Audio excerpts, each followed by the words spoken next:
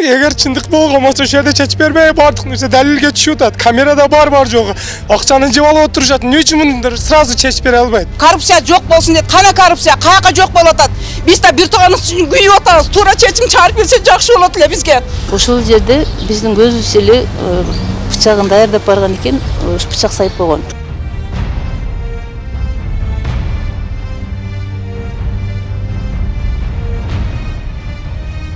Караң ниеттик менен ошол курсантты өлтүрөм деген ниеттери болгон болсо, Кара Самат Айылов менен ушул чынлап өлтүрдү деп туруп, убийствого койсо болот. Кудайдын кылган экен, пешинесинде бар экен деп, муну кечирип отурабыз, мейли деп.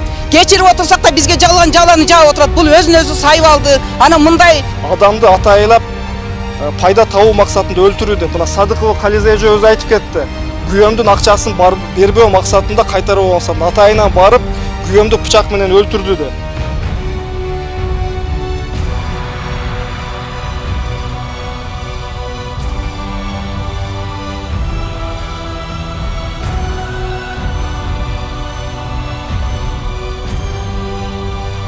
Күчкө салып, уруп, оозунда 2 тишин сындырып, жаактарын сындырып, 21 мүнөт тынымсыз 2 кол менен салган.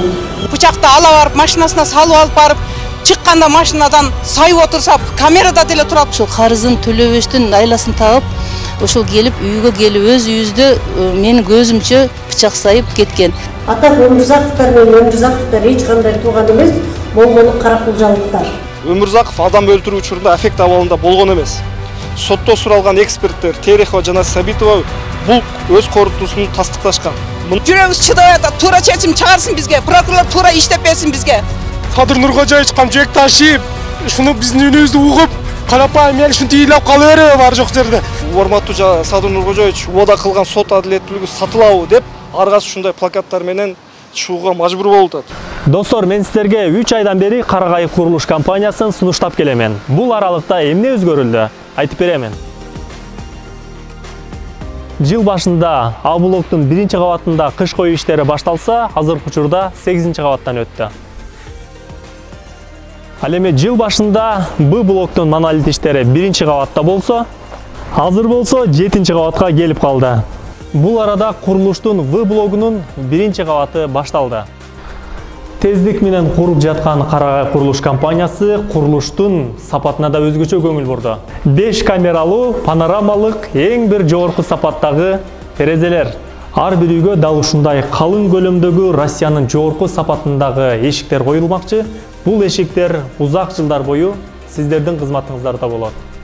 Ош шаарында документтик иштери жайында. Курулушу 1 жылда толугу менен бүтө турган үй алам десеңиз, анда Карагай курулуш компаниясына келиңиз. Толук маалымат алуу үчүн экран астындагы телефонго чалыңыз. Мен жалпы элдин атынан бүгүнкү биз бул жерге чыкканыбыздын себеби мен жолдошум Исмаилов Курсант 2022-жылдын 12 август күнү түнкү саат 10-дордо ушул айыпкер Өмүрзаков Абдылдабек үйүбүзгө барып, мен көз алдымда өзүмүн үйүмө кирип чайым ичип чыгып туруп, ушу арак ичип, мен жолдошум ошол жерден бычак сайып өлтүрүп кетти. Бул өтө чоң жаза, өтө чоң кылмыш, өз үйүнө келип өлтүргөн өтө бул чоң кылмыш. Ушундай кылмышка мен 1 жылдан бери боздоп келатам. Мына сот бүтпөй атат. Бул жерде сот прокурорлор, судья бир тараптуу карап, ошол адам өлтүргөн кылмышкердин кызыкчылыгына, акчага алданышып, ошол жакка бир тараптуу чечим чыгарып атат. Мен сиздерден жогорку президентибиз Садыр Нуркожоевич сизден өтүнүп суранам. КМКнын төрагасы Ташиев Камчыбек Кыдыршаевич сизден да өтүнүп суранам. Биздин көз жашыбыз, закон кайсыл жакка иштеп атат? Закон бизде Кыргызстанда барбы? Чындык барбы? Чындык чыркыраган боюнча кала береби? Биздин көз жашыбызды ким карайт? Сиздерден өтүнүп суранам, ушул ишти карап бериңиздер. Азыр бир жактуу карап, бул кылмышкерди жеңил жаза менен бошоткону жатышат. Биз бүгүн чогулуп, жалган бир туугандар, тууган урук, достчулар келип отурабыз. Биздин ушул кайрылуубузду карап берсеңиздер, сиздерден чоң өтүнүч менен суранабыз. Мен аты жөнүм Сыдыкова Кализа. Ушул Исмаилов Курсанттын өмүрлүк жолдошум болот. Өлтүрүп кеткен. Ушул 2022 мына 1 жыл болуп атат. Бизде эч кандай тыянак жок. Биз ушу чыркырап, балдарыбыз жетим калып отурат. Мен өмүр бою мен жолдошум жогорку мына ушу мамлекетте кызмат кылып келди. 7-8 неберенин атасы, 4 уул кыздын атасы эле. Азыр бул 5 убак намаз окуп, эч кандай ичкенчиликке барбаган киши ошол күнү ичкенчилик ичип, ошол Өмүрзаков Абдулла чоң суммада карыз болгон. Ошол карызын төлөбөштүн айласын таап, ошол келип үйгө келип өз үйүбүздө менин көзүмчө бычак сайып кеткен. Бул өтө чоң жаза, өтө чоң кылмыш деп эсептейм. Ушуга кандай чара көрүлүш керек, ушуну карап бериңиздер. Ушуну өтүнөм, сиздерден суранам. Мен үйдө болчумун. Жолдошум ошол күнү бильярдта кичине эс алып барам деди.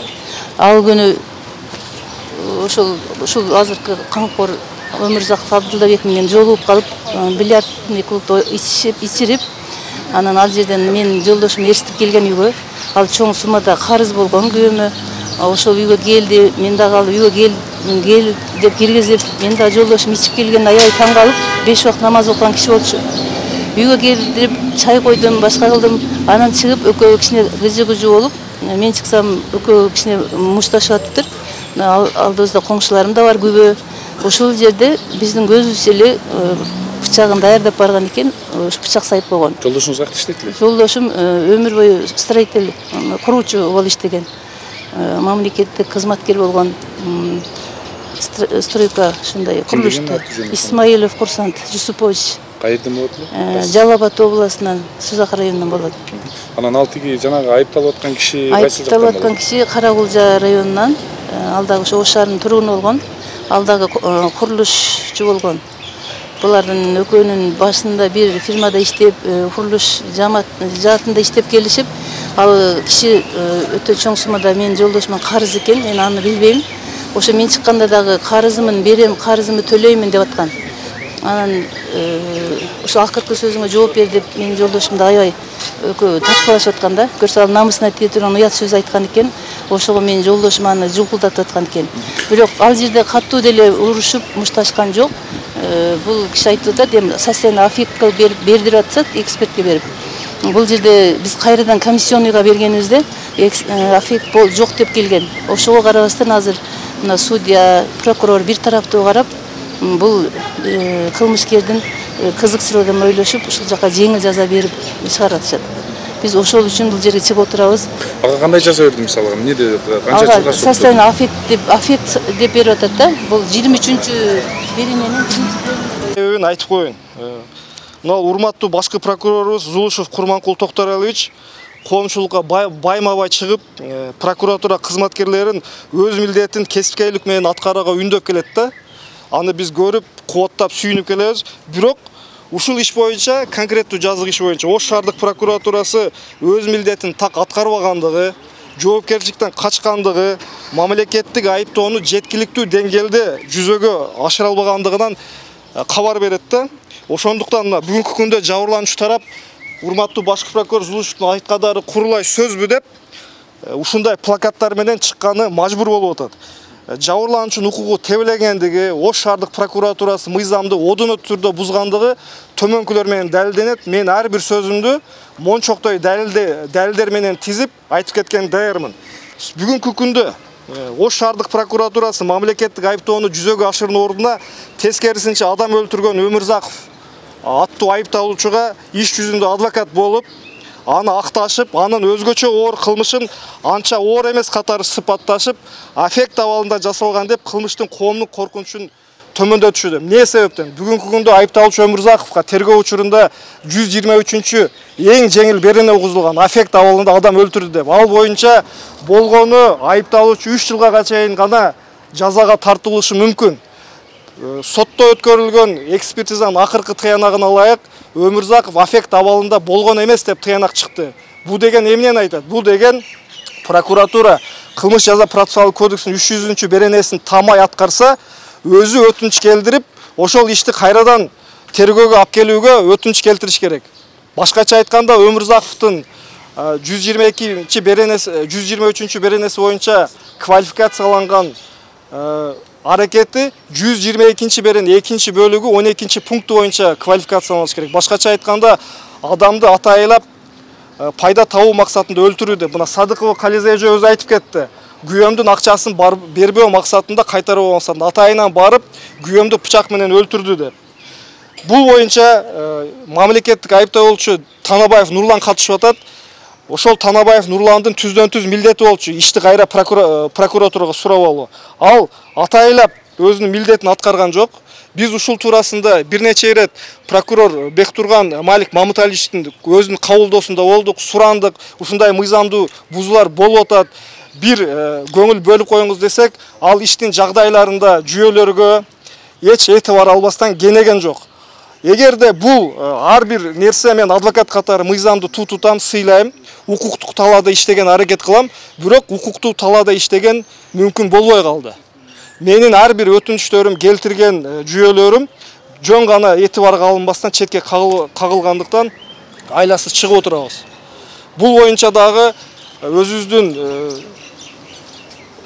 сын пикирлерибиз бар Ош шаардык сотуна карата, судьяга карата. Бул жерде бир гана Ош шаардык прокуратура күнөөлүү эмес, Ош шаардык прокуратурасы менен Ош шаардык соту биргеликте иш кылып, кылмышкерди жазадан бошотуу аракеттерин көрүүдө. Ошондуктан сиздерден суранам, мына жөө жүрүш кылып, Ош шаардык сотунда дагы ушул нааразычылык акциябызды улантсак. Менин аты жөнүм Толкунбек уулу Жигит. Мына биздин үнүбүз бийлик төбөлдөрүнө жетсек деген ойдобуз. Келиңиздер. Сөздөрдү кайталабай эле коеюн. Бул жерге соттун алдына келгенибиз себеби бүгүнкү күндө Ош шаардык соту айыпталуучу Өмүрзаковдун жазасын жеңилдетүүгө түздөн-түз кызыктар. Муну мен чечкиндүү түрдө айта алам жана бул билдирүүмдү документалдуу түрдө тастыктап, ар бир айтылган сөзүмө далилдерди мончоктой тизип берем. Мисалы, сот учурунда өткөрүлгөн акыркы экспертизанын тыянагына ылайык, Өмүрзаков адам өлтүрүү учурунда аффект абалында болгон эмес. Сотто суралган эксперттер Терехова жана Сабитова бул өз корутуусун тастыкташкан. Мындан сырткары айыпталуучу Өмүрзаков кылмыш жасаган учурда өтө мас абалында болгондугу жөнүндө сотто өзү көрсөтмө берген жана анын мастыгы нарколог тарабынан өткөрүлгөн тиешелүү протоколдор менен аныкталат.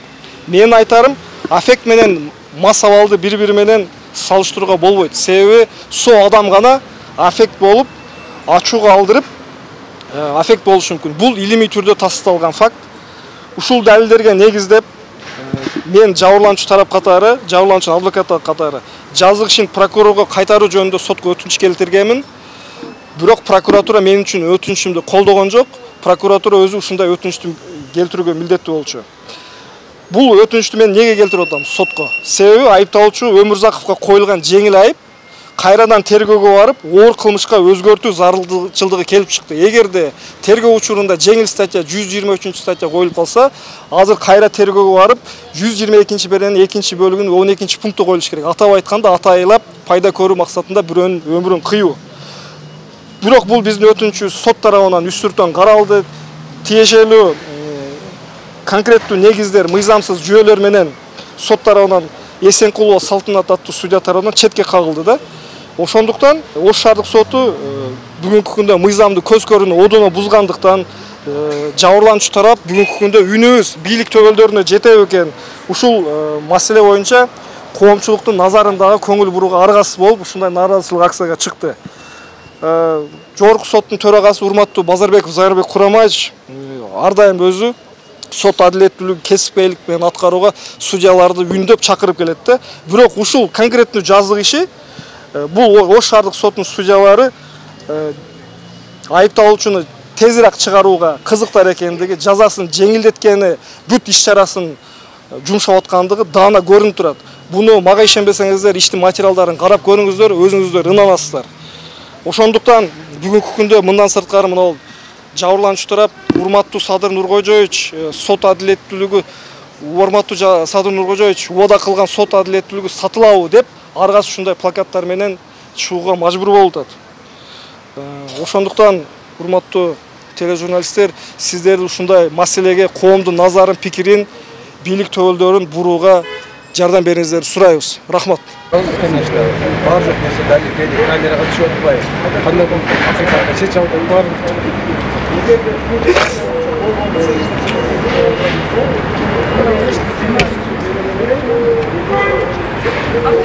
Hakikat yok bu yerde. Eğer çındık bolğan bolsa şu yerde çeçip bermey bardык nерсе dalilge түшүп атат. Камерада бар жогу. Акчаны жеп алып отурушат. Эмне үчүн муну сразу чечип бере албайт? Акчаны алганда булар соттогуларчы. Акчалуу адам экен алдагынчы. Эгерде чыныгы Кудайдан корккон болсо, Алладан корккон болсо, ушинтип менен бөлөлөрүм, эжелерим ыйлап отурат шу жердечи. Акыйкатка чечип бериңиздер шуну сотту.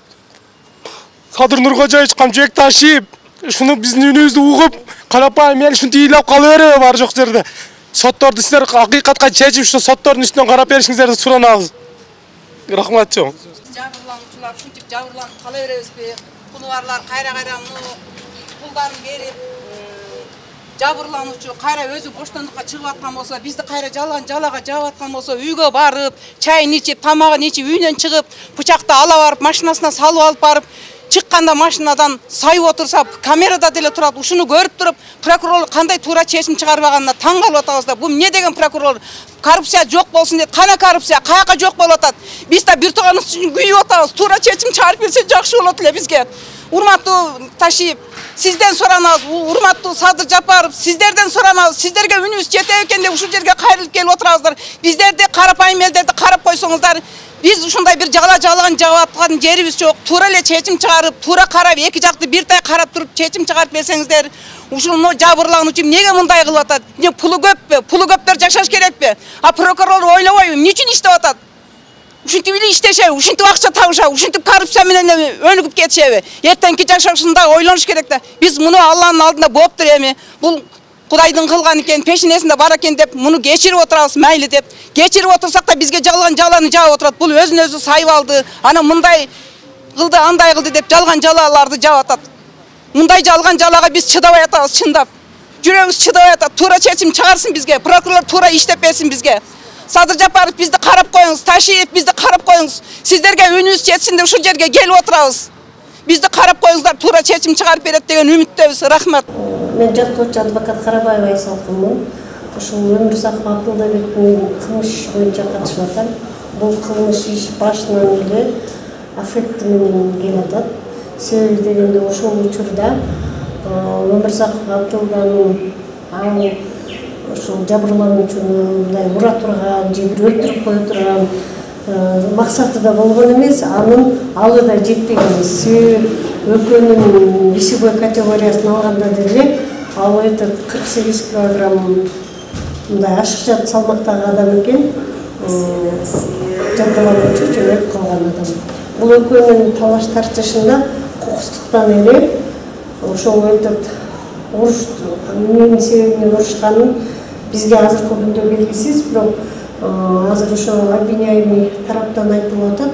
Аны аябай кемсинтип, сен 65 жашка чыкканда үйү жок калгансың, жип машина мингениң менен сен болмушсуң, көчөдө калгансың, сенин аялың прокуратурада иштеп, сенин үйүңдү сатып, сени болмуш кылып көчөгө таштап кетти деп, анан аябай уят сөздөр менен аны унижение кылат. Анан ошондо дагы ал кой мейли сен массың, мен кетип калайын десе, анысына макул болбостон, аны аябай физикалык күчкө салып, уруп, оозунда 2 тишин сындырып, жаактарын сындырып, 21 мүнөт тынымсыз 2 колу менен сабаган. Бул сабаган видеолор ошол жабырлануучунун өзүнүн үйүнүн камерасына тартылган. Анан кийин азыр эми булар сот процесстерине аябай көп бүтүнүштөрдү келтирди. Мына сот процесси дайым уланып атат. Сот процессинде аффекти деп туура эмес чыгарып койгон, экспертизалардын сертификаттары жок деген дооматтарды коюшту. Анысына этот судья Исенкулова макул болуп кайрадан назначениялар жасады. Экспертиза назначение кылып кайрадан эксперттер өткөрдү. Бирок булар блогерлерди, буларды алып алышып, бүт баарына мындай басымдуулук көрсөтүп, анан ошо эксперттер дагы өздөрүнүн дагы коюлган максатына ачык чыгып, аффектisi бар же жок деген кортумду берген жок. Бүгүнкү күндө дагы кортумду бар деди, ал аффектини алдар болгон эмес деди го. Жок, алар ошо Толкунбек уулу жигит туура эмес коомчулукка антип туура эмес маалымат берүү, туура эмес да, туура эмес маалымат берүүнүн өзү туура эмес да. Ал өйтөт куртунду кааласаңар биз деле силерге көрсөтөбүз. Ал куртунду мондай секретный эмес, баарын эле колунда бар. Ал жерде аффекти жок деп берген эмес. Ал жер туңгуюк болуп калган. Туңгуюк болуп калды. Буга чейин эксперттер 2 жолу өтүп аффекти деп берилип атат. Ошо 2 жолу аффекти деп бергенде сертификаты жок экен, анамына дешти. А сертификатты врачтар өздөрү бир жерге окуп ала албайт экен. Аларды Минюстен же Минздрав экөөнүн ортосунда чечиле турган маселе болгондуктан бүгүнкү күндө республикада бул нерсе чечилбептир. Ошон үчүн алар сертификаты жок эле канчаган экспертизаларды өткөрүп атат экен. Мындан башка экспертиза барлары деле жоктору деле өткөрүп атат экен. Эмне жыйынтык болот? Жыйынтыгында мына ошо ар бир специалист өзүнүн берген корутуусуна өзү жооп берет да. Алар мына сот процессинде мына сот залында ачык эле видеолорго тартылып көрсөтмөлөрдү беришти. Алар өздөрүнүн берген заключениясында бизге убакыттар ошол биз карап аткан клиент бизге ачылып болгон окуяны ачык айкындап сүрөттөөгө бизге мүмкүнчүлүк болгон жок деп айтып атышат. Бул жерде обвиняемыйдын дагы, жабырлануучунун дагы укугу тең, бирдей. Мыйзам баарыбызга бирдей. Алар келтирген өтүнүштү судья четке каккан жок. Алардын айтканын аткарды. Мына азыркы учурда биз ушул экспертиза туңгуюк болуп калгандыктан биз судьядан сурандык. Анда экспертиза дагы бир жолу аныктагыла. Дагы бир жолу аныктагыла. Себеби адамдын тагдыры чечилип атат. Бир адам кайтыш болуп атат, экинчи адамдын тагдыры чечилип атат. Мына ошондуктан экспертизанын дагы бир жолу дайындоосун биз өтүнүч кетирдик, бирок ал четке кагылды. Анан ушинтип эле баягындай көпчүлүккө салып, элдерди топтоп алып митинг кылып эле соттор ушинтип атат, прокурорлор мынтип атат деп эле жаман көрсөтүштүн кереги жок. Эгерде ушунчалык кара ниеттик менен ошол курсантты өлтүрөм деген ниеттери болгон болсо, кара санатайлык менен ушул чындап өлтүрдү деп туруп, убийствого койсо болот. А бул жерде Апыш ол курсантты эстеген да эмес. Ошо курсант Апышты урбаган болсо, бул окуя болбойт эле. Апышты курсант үйүнө эмне максат эркитип барды, эмне максатта арак берди. Ошол мезгилде раз ушулардын ушунчалык ниети болсо, ошо Апыштын ошо күнү канча жолу арак ичкенин эмнеге ушул күнгө чейин ошо акылдуу болуп аткан менин коллегам Толкунбек уулу жигит аныктабайт беле? Апыш канча состоянияда арак ичтиби, аффектиге жетеби, жетпейби деп туруп. Анан эми аффекти деп врачтар берип койгондо сертификаты жок деген бир немени койду. Эми болсо ошонусун аныктабады. Ошол учурда аныкталса азыр кантип аныкталат? Мындай туңгуюкка элди туура эмес жолго апарып, мыйзамдуу чечилип аткан нерселерди күчкө салып, митинг аркылуу элди ызычууга салып, заблуждение менен бир өздөрүнүн максатына жетем деген бул туура эмес. Мыйзам алдында баарыбыз бирдейбиз, мыйзам жолунда гана чечилиш керек. Мыйзам коргойт обвиняемыйды дагы, жабырлануучу дагы. Азыр бир туугандар айтып атат, биз аларды кечиргенбиз, бирок алар бизге кайра жалагып атат. Аффектный абалда өлтүрүп койду деп жеңилдетип атат жазасын деп атат. Кайсы бир тууганы?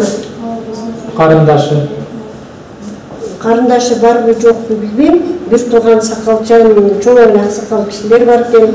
Бул Өмүрзаковдор тарабынан жардамдар, материалдык жардамдар көрсөтүлгөн, ал жөнүндө чоң агасы өзү күбө. Бирок мына тергөө учурунда дагы эч карыз деген сөз болгон эмес. Бирок ошол материалдык жардамды алган күндөн баштап сот процессине кирип алып, бул бизден карыз эле деп атат. Карыз болсо сот процессинде ошо тергөө башталганда эле бул ушундай карыз эле, карызын төлөш үчүн ушинтип өлтүрүп койду деп доомат койбой беле? Акчаны алып тургандан кийин бул карыз болгон эле деп айтып атат. Бул чындыкка жетпейт. Канча алганын мен ошол жерде болгон эмесмин. Канча сумма алганын мен материалдык жардам берилди деп айтылып атат. Мунун бул жерде мен катышкан эмесмин. Анын бир туугандары, Өмүрзаковдор, Айбек, ошолор баары чогулуп материалдык жардам беришиптир. Алардын чоң Өмүрзаковдор, Сүйүн Өмүрзаковдор менен байланыш барбы? Сүйүн Өмүрзаковдор менен эч кандай байланышы жок. Просто одна фамилия. Анан окшотуу.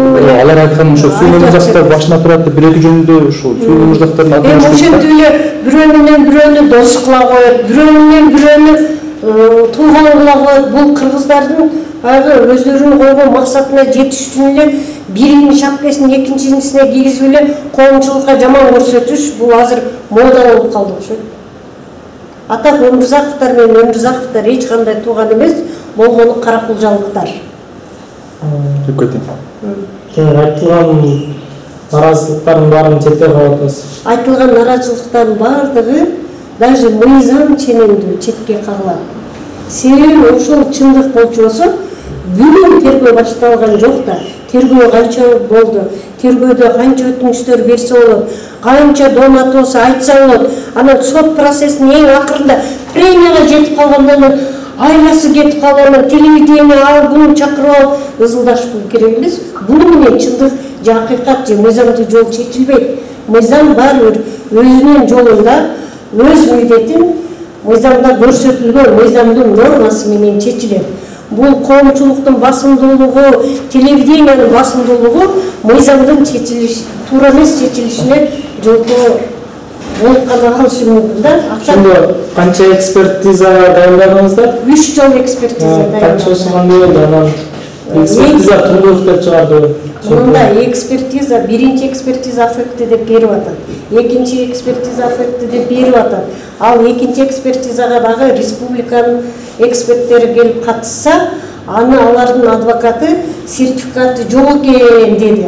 Дедилер биз макул, сертификаты жок болсо, сертификаты бар эксперттер өткөрсүн дедик. Сертификаты бар эксперттер өткөрүп атканда аларга да тоскоолдук жаратышыптыр. Биз аны болгон да жокпуз, көргөн да жокпуз, билген да жокпуз. Бизге качан сотко материал кайра келгенде, сот процесси башталганда гана биз экспертизанын корутундусу чыкканын көрдүк.